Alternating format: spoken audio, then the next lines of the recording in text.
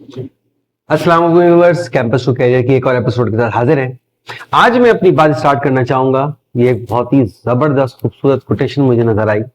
You must be the change you wish to see in the world. यानी कि आपको पहले खुद उस चेंज का हिस्सा बनना पड़ेगा जो आप माशरे में देखना चाहते हैं। और आज हम इसी चेंज पे बात करेंगे और आज हम बात करेंगे कि असातिज़ा को क्या सपोर्ट दी जा रही है इस फास्ट मूविंग चेंजिंग वर्ल्ड में और असातिज़ा को किस तरह से अपग्रेड किया जाए।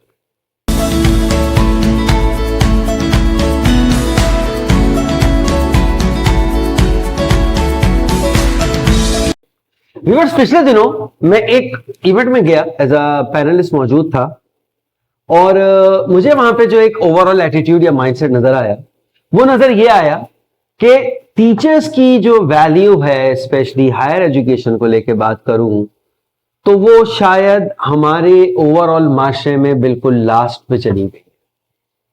पैनल में लास्ट पैनल टीचर्स का, प्रोटोकॉल में सबसे आखिरी प्रोटोकॉल टीचर्स का, सिटिंग अरेंजमेंट में पॉलिटिशियंस, एमएनएस, एमपीए और दूसरे गेस्ट जिनका एकेडमिक से ताल्लुक नहीं। इवन जब एकेडमिशियंस का पैनल शुरू हुआ तो पॉलिसी मेकर्स, जिन लोगों ने उन एकेडमिशियंस की बात को सुनना था, जिन्होंने फिर पॉलिसी बनानी है, they don't even bother to stay to listen the panel. जिस माइंडसेट के साथ, जिस माशरे में उस्ताद को यह वैल्यू दी जाए तो वो माशरा कैसे मुस्तकबिल के लिए अच्छे स्टूडेंट्स प्रोड्यूस कर सकता है। तमाम लोगों ने एक बात की कि हम इतने मिलियन और इतने बिलियन रुपए लगा रहे हैं यूथ डेवलपमेंट प्रोग्राम पे, हम इतना काम कर रहे हैं बच्चों को तालीम देने पे, बच्चों को टेक्नोलॉजी देने पे, बच्चों को एआई सिखाने पे, बच्चों को ई कॉमर्स सिखाने पे। Every policy that right now have been made is to upgrade the youth skill. और इन यूथ को पढ़ाना किसने है? हम असातिज़ा ने पढ़ाना है। मैं एक सवाल करता हूं, जो उस फोरम पे भी मैंने सवाल किया कि हम में से कितने असातिज़ा हैं जिनको इस बात पे हायर किया गया था कि हमें ऑनलाइन टीचिंग आती है नहीं आती, चाहे वो किसी भी सब्जेक्ट के हो। हम में से कितने असातिज़ा हैं जिनको इस बात पे हायर किया गया था कि how much they are proficient with AI? मेरे ख्याल से नन ऑफ अस, बिकॉज ये चीजें उस वक्त एग्जिस्ट ही नहीं करती थी। इसका मतलब यह है कि असातिज़ा को भी ट्रेनिंग की जरूरत है। इसका मतलब यह है कि असातिज़ा को भी अपग्रेडेशन की जरूरत है। इसका मतलब यह है कि जो कैपेसिटी बिल्डिंग है उसमें स्टूडेंट्स या यूथ सेंट्रिक पॉलिसीज के साथ साथ फैकल्टी डेवलपमेंट प्रोग्राम्स और फैकल्टी सेंट्रिक पॉलिसी को भी थोड़ी सी जगह देनी पड़ेगी। इसमें सबसे बड़ा इंपॉर्टेंट एक जो आउटकम है, जो माशरे में अनइक्वल स्टेटस डेवलप हो रहा है, वो ये हो रहा है कि तमाम लोग सिर्फ और सिर्फ यूथ को अपग्रेड करने में लगे हुए हैं और उसके बाद वो यूथ जब यूनिवर्सिटीज में आती है, टीचर्स इतने ज्यादा अपग्रेडेड नहीं होते। मुझ जैसे जिनका कंप्यूटर साइंस का बैकग्राउंड भी हो, फिर मैनेजमेंट साइंस का बैकग्राउंड भी हो, कितने होंगे? फ्रैक्शंस में होंगे। मैक्सिमम जो असातिज़ा इस वक्त मौजूद हैं वो हैं जिन्होंने इस फास्ट मूविंग टेक्नोलॉजी में तालीम हासिल नहीं की है।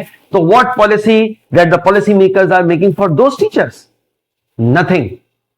और उसके बाद जो है हमें कहा जाए कि हम वो यूथ जिसको आप ट्रेन कर रहे हो, जिसको आप अपग्रेड कर रहे हो, उसको हम तालीम दें, जो ऑलरेडी हमसे ज्यादा अवेयर है चीजों के साथ। तालीम की अहमियत क्या है हमारे नजर में? हम जब चाहें, जैसे मैंने पिछले व्लॉग में भी बोला था कि जब चाहें हम एकेडमिक इंस्टीट्यूशंस को बंद कर देते हैं। एकेडमिक इंस्टीट्यूशन में एक्सटर्नल इन्फ्लुएंस बहुत ज्यादा हो रहा है, टीचर्स की कैपेसिटी बिल्डिंग पे काम नहीं हो रहा है, तो definitely it is very difficult to produce a high impact academicians. हमसे कहा जाता है हम रिसर्च करें, लेकिन जब हम घर से निकलते हैं तो आप लोगों को पता है हमारे जहन में सवालात क्या होते हैं? इस महीने हमारी तनख्वाह आएगी या नहीं? इस महीने हम कौन कौन से खर्चे कहां कहां से पूरे करें? हमारे जहन में यह सवाल होता है कि जब हम अपनी यूनिवर्सिटी पहुंचेंगे तो वहां पे इंटरनेट चल रहा होगा या नहीं चल रहा होगा, वहां पे वॉशरूम में पानी होगा या नहीं होगा, वहां पे लाइट आ रही होगी नहीं आ रही होगी, और लाइट नहीं आ रही होगी तो डीजल जनरेटर में होगा या नहीं होगा, अगर उस इदारे में जनरेटर मौजूद। और फिर कहा जाए कि हम हाई इंपैक्ट रिसर्च करें, और फिर कहा जाए कि हम आउटस्टैंडिंग रिसर्च प्रोड्यूस करें, और हम उन नेशंस को कंपीट करें जहां पे असातिज़ा को रिस्पेक्ट में भी, फैसिलिटीज में भी नंबर 1 पे रखा जाता है। और ये एटीट्यूड मैंने सिर्फ इस प्रोग्राम में नहीं देखा जिस प्रोग्राम को मैं रेफर कर रहा हूं, इससे पहले भी मल्टीपल प्रोग्राम्स में गए हम। तो जैसे ही पता लगे टीचर हैं तो सर आप गाड़ी पीछे पार्क करें, यहां पे बड़े साहब आएंगे। तो डोंट यू थिंक कि बड़े साहब होने का हक उस उस्ताद को भी है जिसने उन साहब को बड़ा साहब बनाया। आज मेरे पास एक बहुत इंपॉर्टेंट टॉपिक था इस वीक के लिए, लेकिन क्योंकि अब करंटली बड़ा ही मेरा दिल खराब हुआ और मैंने देखा कि the respect that teacher should get and the policies teacher centric policies हैं ही नहीं, और उसके बाद हमसे एक्सपेक्ट किया जाए कि हम बहुत अच्छी तालीम भी दें, बहुत अच्छा रिसर्च आउटकम भी दें, और बहुत प्रोडक्टिव माशरे में कंपोनेंट्स प्रोवाइड करें। It is not possible for us at all. तो मैं यहां पे पॉलिसी मेकर्स को भी कहूंगा कि कभी कभी हमें भी सुन लिया करें, कभी कभी ऐसी कोई पॉलिसी भी बनाएं जो 70%, 60% यूथ के साथ साथ 2%, 3% जो उन यूथ को पढ़ाने वाले असातिज़ा हैं उनकी अपग्रेडेशन में भी काम आए। कैंपस टू करियर को आज यहीं पे खत्म करते हैं। नेक्स्ट वीक एक प्रॉपर टॉपिक के साथ हाजिर होंगे। इंशाल्लाह आप लोगों से मुलाकात होगी।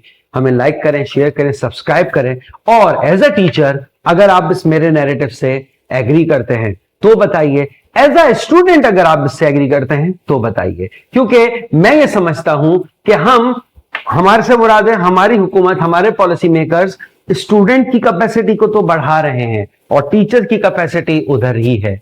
तो अगर ये गैप बढ़ता चला गया तो उसका सबसे बड़ा नुकसान ये होगा कि तालीमी इदारों में जो एडमिशन डिक्लाइन हो रहे हैं, आपने पिछले दिनों सुना होगा पंजाब के मेडिकल कॉलेजेस में एडमिशन्स कम हो गए, और इस तरह की बहुत सारी खबरें आ रही हैं कि इंजीनियरिंग यूनिवर्सिटीज में भी ट्रेंड कम होता जा रहा है। उसकी सबसे बड़ी वजह upgradation of curriculum along with the upgradation of faculty है, जिसको इग्नोर किया जा रहा है।